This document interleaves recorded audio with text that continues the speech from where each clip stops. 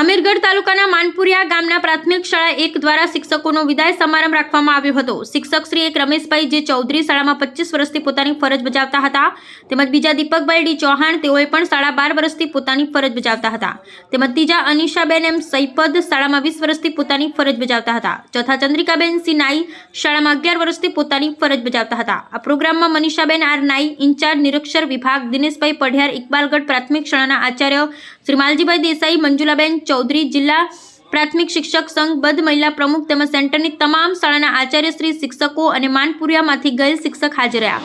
માનપુરિયા ગ્રામ દ્વારા શિક્ષકોનું સ્વાગત કરવામાં આવ્યું। ગામ લોકો દ્વારા શિક્ષકોને ભેટ આપવામાં આવી। બ્યુરો રિપોર્ટ મનરાજ પી ઠાકોર।